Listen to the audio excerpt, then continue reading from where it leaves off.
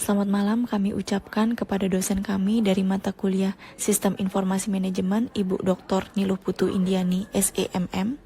Dan selamat malam juga seluruh teman-teman mahasiswa Magister Manajemen Universitas Warmadewa. Kami dari kelompok 4 akan membawakan presentasi tugas Sistem Informasi Manajemen dengan materi Infrastruktur Teknologi Informasi dan Perkembangan Teknologi. Sebelumnya, izinkan kami memperkenalkan kelompok kami. Yang pertama, I Gusti Ayu Putu Cantika Udayani. Yang kedua, I Gusti Ngurah Agung Wisnuwardana. Ketiga, I Gusti Ayu Intan Miranti Arimbawe. Yang keempat, I Gusti Agung Ayu Dewi Citra Laksmi. Kelima, I Dewa Gede Pramuditya Trenggana Putra. Keenam, Niputu Putri Krisnayanti. Ketujuh, Milena Alexandra Simois de Soares. Kedelapan, Ana Agung Sagung Pratnyasita Kahuningan. Ke-9, Nyoman Cynthia Rista Utami. 10, Ayudiah Anita Dewi. Dan yang terakhir, Niputu Ratna Krisna Dewi. Berikut pemaparan untuk materi kami. Saya Nyoman Cynthia Rista Utami di sini akan menjelaskan terkait infrastruktur teknologi informasi. Menurut Urban Reinter dan Potter, teknologi informasi adalah kumpulan sumber daya informasi perusahaan, para penggunanya, serta manajemen yang menjalankannya. Teknologi informasi meliputi infrastruktur teknologi informasi dan semua sistem informasi lainnya dalam perusahaan. Menurut Williams dan Sawyer, teknologi informasi adalah istilah umum yang menjelaskan teknologi apapun yang membantu manusia dalam membuat, mengubah, menyimpan, mengkomunikasikan, dan menyebarkan informasi. Sedangkan menurut Information Technology Association of America, teknologi informasi adalah proses pengolahan, penyimpanan, dan penyebaran informasi bergambar, vokal, teks, dan numerik melalui mikroelektronika berbasis kombinasi telekomunikasi dan komputasi. Selanjutnya yaitu infrastruktur teknologi informasi. Infrastruktur adalah suatu struktur yang ada di bawah struktur, di mana infrastruktur memiliki karakteristik yang pertama yaitu pemakaiannya lebih luas dibandingkan struktur di atasnya. Yang kedua, lebih permanen dan statis dibandingkan struktur di atasnya. Yang ketiga, terhubung secara fisik dengan struktur di atasnya. Dan yang keempat, dimiliki dan dikelola oleh pihak yang berbeda dari struktur yang didukungnya. Infrastruktur teknologi informasi memiliki beberapa pengertian, yaitu menurut Urban Reinter dan Potter, infrastruktur teknologi informasi adalah fasilitas fisik, komponen teknologi informasi, layanan teknologi informasi, dan manajemen teknologi informasi yang mendukung keseluruhan perusahaan. Menurut Johan Jatiwaloyo, menyatakan bahwa infrastruktur teknologi informasi merupakan sumber daya teknologi bersama yang menyediakan platform untuk aplikasi sistem informasi, perusahaan atau organisasi terperinci. Menurut Information Technology Infrastructure Library, definisi infrastruktur teknologi informasi adalah suatu kombinasi sekumpulan perangkat keras, perangkat lunak, jaringan komputer, fasilitas, dan lainnya di mana termasuk seluruh teknologi informasi untuk mengembangkan, menguji, memberikan, memantau, mengendalikan layanan teknologi informasi. Perkenalkan, nama saya Niputu Ratna Krisna Dewi, NPM 23321-25023. Di sini saya akan melanjutkan presentasi dari teman saya. Yang selanjutnya ada infrastruktur teknologi informasi meliputi sebagai berikut. Yang pertama ada perangkat keras. Perangkat keras merupakan peralatan fisik yang dapat digunakan untuk mengumpulkan, memasukkan, memproses, menyimpan, dan mengeluarkan data dalam bentuk informasi. Contoh infrastruktur teknologi informasi perangkat keras berupa server, klien, yaitu meliputi PC, smartphone, dan notebook, jaringan, dan storage. Yang kedua ada perangkat lunak. Perangkat lunak merupakan kumpulan dari program-program yang digunakan untuk menjalankan aplikasi tertentu pada komputer. Contoh infrastruktur teknologi informasi perangkat lunak antara lain berupa sistem informasi, middleware, perangkat lunak komputer yang menyediakan layanan untuk aplikasi perangkat lunak di luar yang tersedia dari sistem informasi, dan basis data. Yang ketiga ada layanan. Layanan di dalam organisasi yang terdiri dari kemampuan manusia dan teknis. Selanjutnya ada fungsi infrastruktur teknologi informasi. Yang pertama ada menangkap atau capture. Di sini, capture dapat diartikan sebagai input data input, seperti menerima input dari mikrofon, keyboard, pemindai, dan sebagainya. Yang kedua ada mengolah atau processing. Pengolah atau pemroses data yang dimasukkan dan diterima untuk tujuan informasi. Pengolahan data dapat dilakukan dalam bentuk transformasi, analisis, dan perhitungan. Yang ketiga, ada menghasilkan atau generating. Menghasilkan atau mengatur informasi dalam format ataupun laporan yang berguna dapat dipahami orang lain. Misalnya laporan, tabel, grafik, dan foto. Yang keempat, ada menyimpan atau storage. Merekam atau menyimpan data dan informasi pada media yang dapat digunakan untuk tujuan lain. Contohnya termasuk menyimpan ke hard drive, flash drive, kaset, dan sebagainya. Yang kelima, mencari kembali atau retrieval.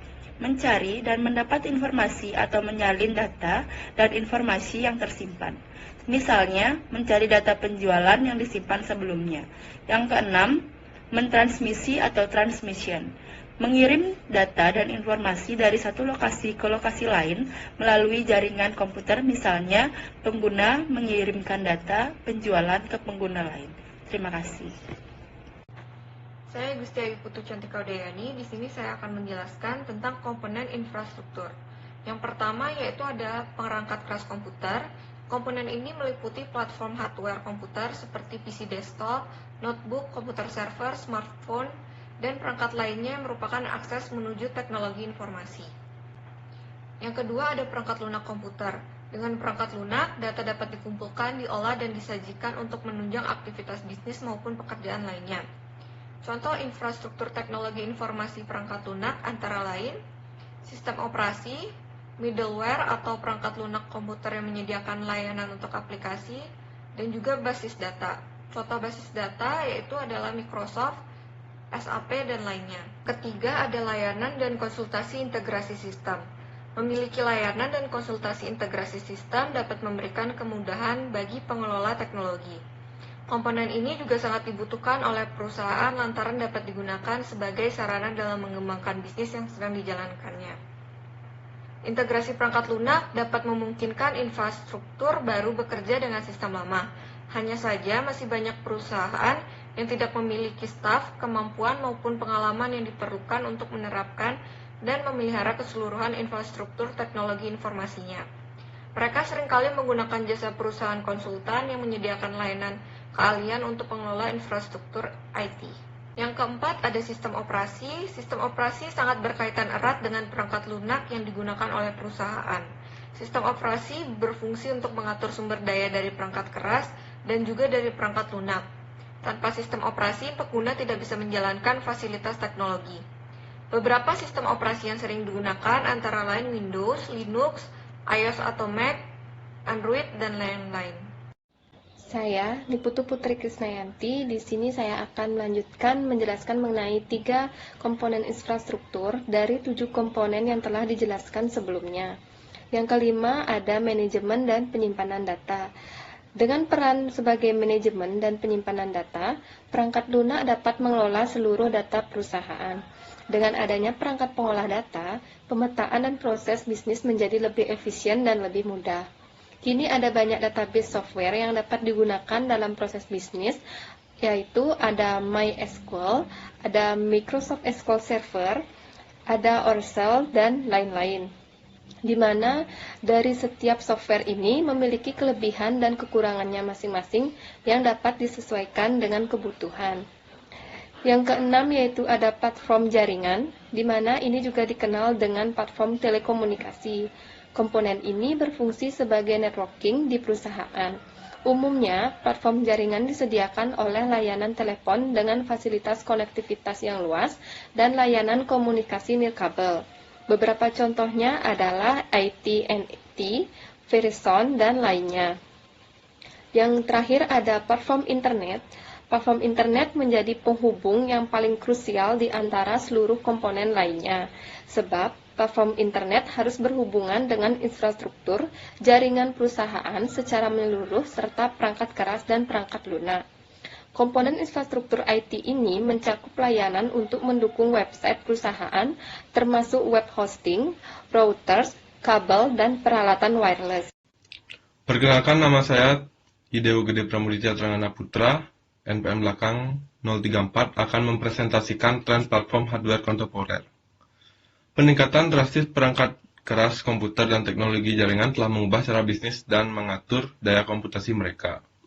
Ada 7 tren hardware. Yang pertama ada emerging mobile digital platform, yang kedua ada komputasi grid, yang ketiga ada virtualisasi, yang keempat ada cloud computing, yang kelima ada green computing, yang keenam ada high performance or power saving processor, dan yang ketujuh ada komputasi otonom. Di emerging mobile digital platform, kemunculan platform baru komputasi digital bergerak sebagai alternatif PC dan komputer besar. Platform tersebut meliputi perangkat telepon seluler, smartphone, contohnya BlackBerry dan iPhone, netbook dioptimalkan untuk komunikasi wireless dan akses internet, dan komputasi utama semacam pengolah kata, dan komputer tablet seperti iPad dan pembaca e-book digital seperti Amazon Kindle dengan beberapa kemampuan web. Perangkat mobile ini memiliki fungsi untuk transmisi data, menjelajah web, mengirim email, dan pesan instan lainnya, menampilkan konten digital, dan lain-lain. Komputer, tablet, smartphone, dan netbook telah menjadi cara utama dalam mengakses internet. Grid computing. Komputasi grid meliputi usaha menghubungkan berbagai komputer yang berjauhan ke dalam satu jaringan tunggal untuk menciptakan superkomputer virtual dengan kekuatan komputasi gabungan dan seluruh komputer pada grid. Komputasi grid berdasarkan fakta bahwa rata-rata komputer hanya menggunakan 25% kemampuan CPU. Komputasi grid memerlukan internet yang kecepatan tinggi, dan komputasi grid perlu program untuk mengontrol dan mengalokasikan sumber daya grid. Perangkat lunak klien berkomunikasi dengan aplikasi perangkat lunak server. Perangkat lunak server memecah data dan kode aplikasi ke dalam potongan-potongan yang kemudian dibagi kepada mesin grid. Mesin klien melakukan tugas biasanya sementara aplikasi grid berjalan di latar belakang. Virtualisasi. Virtualisasi adalah proses penyajian seperangkat sumber daya komputasi seperti daya komputasi atau penyimpanan data, sehingga dapat diakses dengan seolah-olah tidak ada batasan konfigurasi fisik atau lokasi geografis. Virtualisasi juga memungkinkan banyak sumber daya tampak sebagai sumber daya tunggal logis seperti pada komputasi grid. Cloud computing. Di US National Institute of Standards and Technology mendefinisikan cloud computing memiliki karakter mendasar sebagai berikut. Yang pertama ada layanan berdasarkan peminatan. Individu dapat memperoleh kemampuan komputasi seperti waktu server atau penyimpanan jaringan sendiri. Yang kedua ada ubiquitous network access. Individu dapat menggunakan jaringan standar dan perangkat internet termasuk platform seluler untuk mengakses sumber daya cloud. Baik, sekian presentasi dari saya ucapkan terima kasih. Baik, saya akan melanjutkan video pemaparan materi dari kelompok 4. Perkenalkan, nama saya I Gusti Ngurah Agung Wisnuwardana, NPM 045. Cloud Computing. Location Independent Resource Pooling, sumber daya komputasi ini dikumpulkan untuk melayani beberapa pengguna dengan sumber daya virtual yang berbeda yang ditetapkan secara dinamis sesuai permintaan pengguna. Pengguna umumnya tidak tahu di mana sumber daya komputasi berada. Rapid Elasticity. Sumber daya komputasi dapat dengan cepat ditetapkan, ditingkatkan, atau diturunkan untuk memenuhi perubahan kebutuhan pengguna. Measured Service. Biaya untuk menggunakan cloud computing berdasarkan jumlah sumber daya yang benar-benar digunakan. Selanjutnya, 3 layanan cloud computing. Cloud Infrastructure as a Service. Layanan pemrosesan, jaringan, penyimpanan, dan sumber daya komputasi lainnya untuk menjalankan sistem informasi pengguna. Cloud Platform as a Service. Penggunaan infrastruktur dan alat pemrograman untuk mengembangkan aplikasi sendiri.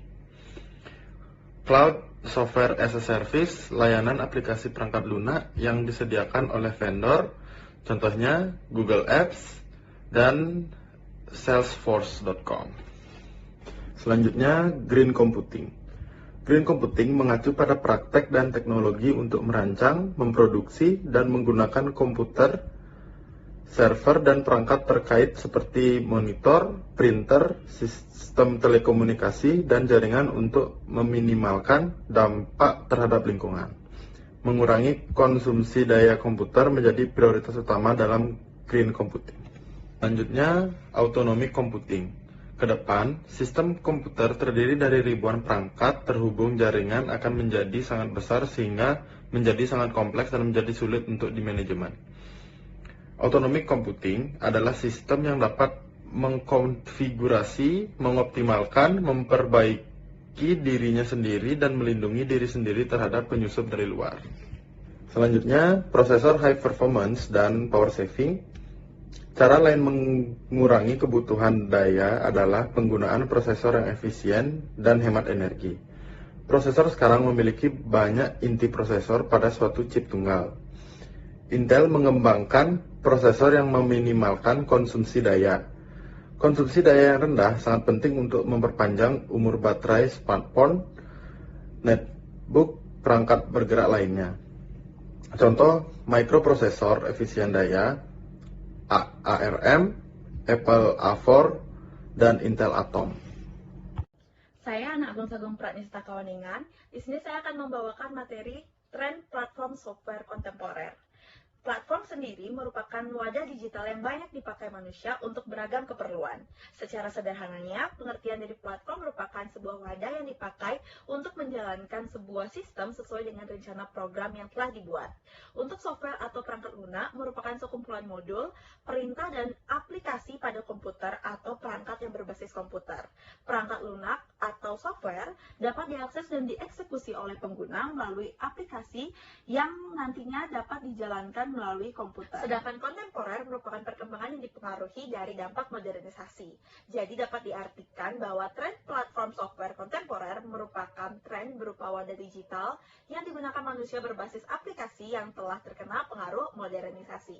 Platform perangkat lunak kontemporer terdapat layanan web yang dapat digabungkan untuk saling bertukar informasi satu sama lain menggunakan standar dan bahasa komunikasi web universal. Mereka dapat bertukar informasi antara dua sistem yang berbeda terlepas dari sistem operasi atau bahasa program yang menjadi dasar sistem. Kumpulan layanan web yang digunakan untuk membangun sistem perangkat lunak dikenal sebagai arsitektur berorientasi layanan atau Service Oriented Architecture, atau bisa kita singkat dengan SOA, yang merupakan seperangkat layanan mandiri yang berkomunikasi satu sama lain untuk membuat aplikasi perangkat lunak berfungsi. Terdapat 4 tema dalam evolusi platform software kontemporer. Yang pertama adalah Linux dan perangkat lunak open source. Perangkat lunak open source adalah perangkat lunak yang dihasilkan oleh sekelompok program lepas seluruh dunia. Lalu ada Java yang kedua, yang dimana Java merupakan sistem operasi dan prosesor yang berdiri sendiri, serta bahasa pemrogram berorientasi objek yang menjadi pemimpin dalam pengembangan web yang interaktif. Selanjutnya akan dibawakan oleh rekan saya. Saya Ayudia Aneta Dewi, NIM 064. Baik, di sini saya akan melanjutkan menjelaskan tentang 4 tema dalam evolusi platform software kontemporer, yaitu HTML, di mana bahasa pemrogram yang digunakan untuk ditempatkan pada laman web guna menentukan bagaimana tulisan, gambar, video, dan suara ditempatkan pada laman web, serta untuk menciptakan link-link dinamis, objek, ataupun laman web lainnya. Selanjutnya, HTML5 memberikan solusi bagi masalah yang memungkinkan untuk menempelkan gambar, audio, video, dan elemen lainnya langsung ke dalam sebuah dokumen tanpa perlu membebani prosesor. HTML5 juga mempermudah laman web untuk berfungsi pada perangkat penampilan yang berbeda. Contoh lainnya yaitu penggunaan aplikasi Artificial Intelligence atau AI, atau dalam pengertian dalam bahasa Indonesia yaitu kecerdasan buatan, adalah suatu sistem yang dikembangkan dan mampu berinovasi dalam bidang studi yang dimodelkan baik pada mesin maupun komputer yang dapat memiliki kecerdasan yang sama atau bahkan lebih seperti manusia, yang ditandai dengan kemampuan beradaptasi, pengambilan keputusan kognitif, dan belajar. Selanjutnya, adapun dampak penggunaan AI, yaitu yang pertama, dapat mengenali berbagai macam bahasa dengan mudah. Yang kedua, dapat mengenali berbagai macam bentuk wajah di seluruh dunia. Yang ketiga, dapat bekerja ataupun belajar secara fleksibel. Dan yang terakhir, dapat mendorong peningkatan belajar mengajar tanpa adanya hambatan administrasi. Materi selanjutnya akan dilanjutkan oleh rekan saya. Perkenalkan, nama saya Igusti Agung Ayu Dewi Citra Laksmi, NIM 062. Di sini saya akan mempresentasikan mengenai isu manajemen terkait teknologi infrastruktur informasi. Manajemen infrastruktur teknologi informasi yang efisien melibatkan pemantauan, pemeliharaan, dan peningkatan secara terus-menerus. Beberapa aspek dan tantangan yang perlu diperhatikan adalah: yang pertama, kepemimpinan dan strategi teknologi informasi. Yang kedua, ada arsitektur dan infrastruktur teknologi informasi. Ketiga, ada keamanan informasi. Yang keempat, ada manajemen data. Kelima, ada pengembangan aplikasi dan inovasi. Yang keenam, ada pemeliharaan dan dukungan. Yang ketujuh, ada edukasi dan pelatihan.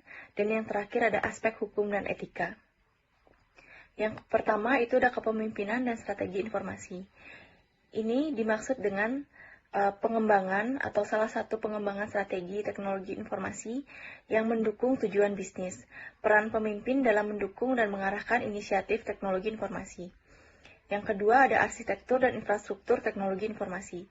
Yang dimaksud dengan arsitektur dan infrastruktur teknologi informasi adalah pengembangan infrastruktur dan desain arsitektur teknologi informasi yang efisien dan juga pemilihan dan integrasi yang sesuai. Hai, dengan Milena Alexandra Simone de Gonzaga Suarez Abrantes, NIM nomor 23321250027. Saya akan mencoba menjelaskan di slide ini mengenai salah satu aspek dan tantangan yang perlu diperhatikan, yaitu keamanan informasi, di mana ada dua proses yang perlu diperhatikan, yaitu perlindungan terhadap data dan sistem terhadap ancaman keamanan. Yang kedua adalah implementasi kebijakan keamanan untuk mencegah akses yang tidak sah, kepatuhan terhadap regulasi. Jadi, dalam slide ini kita akan membahas lebih lanjut yang dimaksud dengan perlindungan terhadap data dan sistem terhadap ancaman keamanan. Ada beberapa hal yang sangat dan perlu diperhatikan, yaitu adanya enkripsi data, proteksi jaringan, pemantauan keamanan, dan autentikasi kuat, yaitu memastikan identitas pengguna, manajemen hak akses sesuai prinsip kebutuhan minimum, dan berdasarkan perubahan peran dan tanggung jawab. Monitoring aktivitas pengguna, enkripsi data itu melindungi data saat pindah dan simpan. Firewall dan proteksi jaringan itu membatasi akses yang tidak sah. Audit dan log keamanan itu merekam aktivitas sistem dan identifikasi potensi masalah. Kebijakan sandi yang kuat secara berkala itu mengubah kata sandi. Pelatihan keamanan itu pembaharuan dan pemeliharaan serta kebijakan kepatuhan sesuai regulasi. Rencana darurat pemulihan. Dalam hal ini, dengan implementasi kebijakan keamanan ini, organisasi dapat mencegah akses yang tidak sah saat regulasi dan taat regulasi, dan memperkuat perlindungan terhadap ancaman keamanan. Dan kita pindah ke slide berikutnya, yaitu mengenai manajemen data. Dalam manajemen data, ada dua proses yang akan saya bahas di sini, yaitu melalui pengelolaan siklus hidup data secara efektif dan integrasi data di seluruh organisasi. Dengan mengelola siklus data secara efektif, itu organisasi dapat memastikan bahwa data dimanfaatkan secara optimal, memiliki kualitas baik, dan memenuhi persyaratan keamanan serta pematuhan regulasi. Pemahaman data, kemudian serta pematuhan regulasi, yaitu pemahaman data, penentuan kebutuhan penyimpanan, pengumpulan data yang efisien, dan serta keamanan data, pembersihan dan kualitas data, manajemen metadata untuk memahami konteks dan karakteristik data, siklus hidup data, pemulihan dan manajemen kejadian tak terduga, pematuhan regulasi, analisis data, dan edukasi dan kesadaran pengguna. Dari integrasi data adalah proses menggabungkan data dari berbagai sumber yang ada dalam organisasi yang berbeda, dari sumber yang berbeda menjadi satu kesatuan yang terpadu dan dapat diakses. Tujuannya adalah untuk menciptakan pandangan yang menyeluruh dan seragam dari data yang tersebar, memungkinkan organisasi untuk mengambil keputusan yang lebih baik dan merespons perubahan dengan lebih cepat. Beberapa konsep kata kunci yaitu sumber data yang beragam, database internal, sistem aplikasi file Excel, data streaming, dan sumber data eksternal. Transformasi data mengubah format struktur supaya konsisten dengan sumber data yang lain. Pembersih data untuk menghilangkan duplikat yang dapat merugikan integrasi data. Manajemen metadata untuk mendokumentasi proses edukasi dan pemahaman pengguna. Middleware dan ETL extra transferable load dan integrasi real time, hubungan kesatuan data yang terakhir, keamanan dan kepatuhan, taat regulasi terkait privasi dan keamanan data. Kita pindah ke slide berikutnya, yaitu pengembangan aplikasi dan inovasi. Dalam proses pengembangan aplikasi dan inovasi ada dua, yaitu proses pengembangan aplikasi yang efisien dan pemanfaatan inovasi informasi teknologi untuk meningkatkan proses bisnis, yaitu melalui evaluasi kebutuhan bisnis, penyelarasan dengan strategi bisnis, riset dan pemantauan dan tren teknologi. Keterlibatan pemangku kepentingan, itulah sangat penting. Jadi pengembangan tim yang kompeten, prototyping dan uji coba. Di sini juga akan dibahas mengenai implementasi bertahap, yaitu integrasi dengan sistem yang ada, pemantauan dan evaluasi kinerja, pemberdaya pengguna, iterasi dan peningkatan berkelanjutan. Dalam proses pengembangan aplikasi yang efisien melibatkan serangkaian langkah dan praktik terstruktur untuk mencapai hasil yang optimal dalam hal waktu, biaya, dan kualitas proses pengembangan aplikasi yang efisien. Perencanaan yang matang, metode pengembangan tepat, keterlibatan pemangku kepentingan, pemilihan teknologi yang bijak, pengelolaan risiko pengembangan interaktif, pemantauan kinerja dan kemajuan, uji otomatis, kolaborasi tim, pelatihan dan pengembangan pemeliharaan dan dukungan. Dalam merancang dan mengikuti proses pengembangan aplikasi yang efisien, organisasi dapat meningkatkan peluang kesuksesan proyek, mengurangi risiko dan menghasilkan perangkat lunak yang berkualitas tinggi dalam waktu yang lebih singkat. Langkah-langkah pemanfaatan di atas dengan mengadopsi inovasi informasi teknologi yang sistematis dan terfokus, maka organisasi tersebut dapat meningkatkan efisiensi operasional, merespon lebih cepat terhadap perubahan pasar. Kita pindah ke slide berikutnya, yaitu manajemen pemeliharaan dan dukungan. Dalam pemeliharaan dukungan, di slide ini akan membahas manajemen pemeliharaan dan dukungan sistem teknologi informasi. Yang kedua adalah keberlanjutan dan ketersediaan sistem. Dengan memperhatikan aspek-aspek ini, organisasi dapat memastikan bahwa sistem teknologi informasi mereka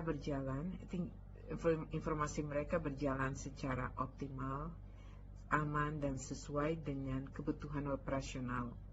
Beberapa aspek yang perlu dipertimbangkan yaitu pemeliharaan perangkat lunak, lisensi perangkat lunak, sistem versi baru. Pemantauan kinerja sistem untuk mendeteksi anomali dan masalah potensial. Manajemen keamanan itu melindungi dari ancaman cyber. Dan pemeliharaan perangkat keras itu harus diperhatikan suhu dan faktor lingkungan. Pemulihan bencana uji coba, memitigasi risiko kehilangan data dan downtime. Pendukung pengguna, responsif, dan pemahaman pengguna terhadap sistem. Jadi ada proses edukasinya di sini. Manajemen konfigurasi, optimasi proses operasional, evaluasi dan perbaikan tugas-tugas rutin untuk mengoptimalkan proses. Manajemen perubahan pengelolaan dan evaluasi dampak dan risiko. manajemen vendor, dan kontrak, evaluasi manajemen hubungan dengan pihak ketiga dalam penyedia layanan. Jadi dengan memperhatikan dan mengintegrasikan aspek-aspek ini dalam strategi informasi teknologi, organisasi dapat meningkatkan keberlanjutan dan ketersediaan sistem mereka, mendukung kelancaran dan operasional, dan mengurangi dampak gangguan pada kegiatan bisnis. Pemulihan bencana (Disaster Recovery Plan), pemeliharaan dan perbaikan, manajemen kapasitas, dan workload monitoring, sistem redundansi backup sistem, keamanan dan perlindungan terhadap serangan, perencanaan kesiapan. Terima kasih, sampai di sini. Teman saya akan melanjutkan slide berikutnya. Perkenalkan, saya Igusti Ayu Inten Miranti Arimbawa, NIM 049. Edukasi dan pelatihan. Yang pertama, pelatihan karyawan untuk menggunakan teknologi secara efektif. Yang kedua, upaya edukasi terkait dengan keamanan informasi dan kebijakan TI. Lalu ada aspek hukum dan etika. Yang pertama, kepatuhan terhadap regulasi dan hukum TI. Yang kedua, menyusun kebijakan kepatuhan dan memastikan bahwa sistem memenuhi standar yang berlaku. Yang ketiga, pertimbangan etika dalam pengumpulan dan penggunaan data. Lalu ada keputusan manajemen. Keputusan manajemen, yang pertama, ada beberapa aspek keputusan manajemen. Yang pertama, ada alokasi sumber daya, yaitu keputusan terkait alokasi, anggaran, dan sumber daya untuk infrastruktur dapat mempengaruhi ketersediaan dan kinerja sistem. Yang kedua, ada pemilihan teknologi. Pemilihan teknologi perangkat keras dan perangkat lunak harus didasarkan pada kebutuhan, kinerja, dan ketahanan sistem. Yang ketiga, ada strategi keamanan. Keputusan ini terkait kebijakan keamanan, enskripsi, dan strategi indeteksi serangan sangat penting untuk melindungi ketahanan sistem terhadap ancaman cyber. Yang keempat, ada migrasi dan integrasi. Keputusan terkait imigrasi dan teknologi integrasi sistem dapat mempengaruhi kinerja dan ketersediaan. Yang kelima, ada pengelolaan kapasitas. Keputusan terkait peningkatan kapasitas atau skalabilitas sistem harus didasarkan pada pemahaman mendalam tentang beban kerja dan pertumbuhan bisnis. Yang keenam, pembaruan dan pemeliharaan. Keputusan terkait terjadwal pembaruan perangkat lunak, perangkat keras, dan pemeliharaan rutin mempengaruhi kinerja dan ketersediaan sistem. Yang ketujuh, ada kebijakan penggunaan dan pendidikan. Kebijakan terkait penggunaan sistem dan pelatihan untuk penggunaan akhir dapat mempengaruhi kinerja dan keamanan. Dan yang kedelapan, ada manajemen krisis dan pemulihan bencana. Keputusan terkait perencanaan dan persiapan untuk manajemen krisis serta pemulihan bencana mempengaruhi ketahanan sistem. Lalu selanjutnya ada isu-isu tersebut mencerminkan kompleksitas dan tantangan yang terhadap manajer dalam mengelola infrastruktur teknologi informasi di era bisnis digital. Manajemen infrastruktur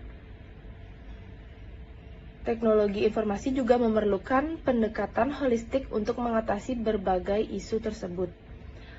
Pendekatan holistik dalam manajemen teknologi atau infrastruktur melibatkan pemahaman menyeluruh terhadap berbagai elemen dan interaksi dalam suatu sistem. Ini mencakup pertimbangan semua aspek seperti keamanan, ketersediaan, skabilitas, dan efisiensi operasional untuk mencapai hasil yang optimal. Sekian video pemaparan materi dari kelompok 4. Saya ucapkan terima kasih.